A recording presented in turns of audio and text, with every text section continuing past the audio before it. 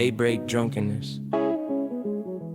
I would tell you this, I hope it won't bore you. Last night I stopped working at 3 and went to bed, but the machine in the mind was rattling on. And though I tried to sleep, all I managed was tossing and turning furiously instead. Yet I went on with drugs invoking, calling out to sleep to come imploring, counting up to 100. No use with 100. Yeah. As the words I had written gazed at me, and the toxin of 40 cigarettes were working in me, as well as other things, the darkness, everything. So I got up, shrugging my shoulders, pacing up and down in nightgown in my room. Around me, the family nest, with the honey of dreams on their lips, they had gone to rest. And so shuffling, tumbling like a drunk on the front window, I happened to look out. Hold on, how should I begin? How can I explain, you know, my home, the sight? And if you recall, my bedroom will remember how deserted the street is there at that time of the night.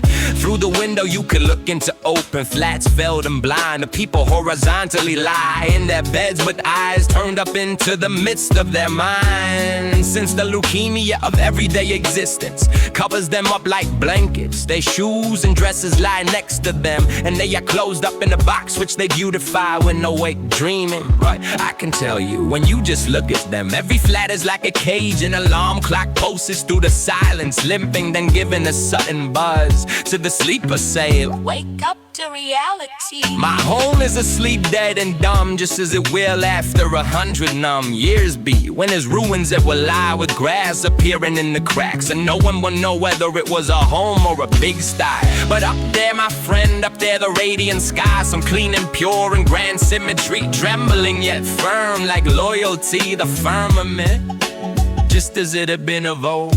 When my mother's eyed her down that bold blue patch and watercolor, just like that one on my exercise book, spread in the stars, whose breathing souls shine in the silence of the lukewarm autumn night, which precedes the cold. But they, the stars who yondering from afar, gazed at Hannibal's army, and now were gazing at me, dropped down and standing there in a nightgown and a vest by a window of a home in Budapest. I don't know what happened to me at the moment, but it seemed a pair of wings fluttered above me, and something I had long buried, my childhood, was bending down towards me.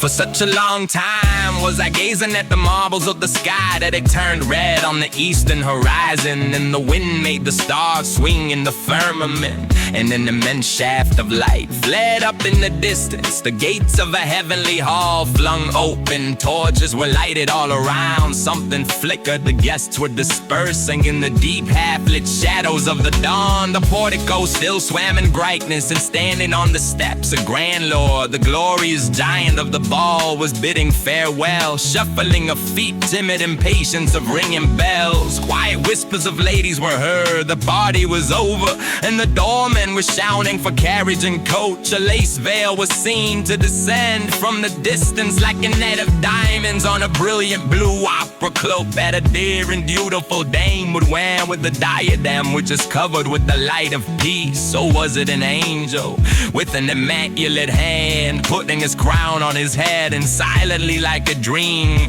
gliding into a swaying carriage, and with a smile driving away amidst sparkling hooves of hundreds of horses and showers of silvery confetti on the torchlit Milky Way. Gaping I stood, gaping I stood. Gaping I stood and shouted of happiness. There is a party in the sky, a party every night. And then the sense of the great old secret lit up in my mind. The fairies of heaven, just like in the city, go home at dawn on the lamp-lit boulevards of eternity. Until sunrise, I stood motionless gazing. Then I said to myself, what were you seeking on this earth? What old wives' tales? What parts were keeping you captive? For what scribbling were you so active? At so many summers and winters passed by, and so many a slovenly night, without noticing the party in the sky. 50, oh 50 years, my heart recoils. My Devon departed and buried them more, and yet they still sparkle above me as before. Those heavenly neighbors all alive, who can see me crushing my tears in my heart? Well, I tell you the truth, I bow to the ground, broken with gratitude. Look here, one known, there is nothing for me to believe in, and I know that before long I shall be leaving, but stretching my heart to be a string to the azure I started to sing. To him I search for in vain as alive or when dead later, whom no one knows where to find here or in the ether. But now as my muscles get softer just so I have a feeling, my friend, that in the dust where I was groping by clogs of earth and souls, I was the guest of a grand and unknown Lord.